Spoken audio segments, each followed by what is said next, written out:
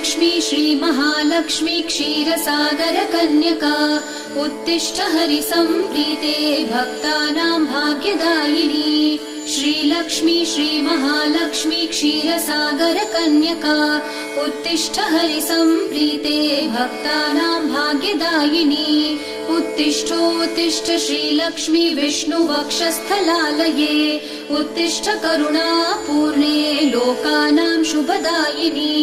उत्तिष्ठोत्तिष्ठ श्रीलक्ष्मी विष्णुवक्षस्थलालये उत्तिष्ठ करुणापूर्णे लोकानां शुभदायिनी। श्रीपद्ममध्यवसिते वरपद्मनेत्रे श्रीपद्महस्तचिरपूजित पद्मपादे श्रीपद्मजातजननी शुभपद्मवक्त्रे श्रीलक्ष्मी भक्तवरदे तव सुप्रभातम्।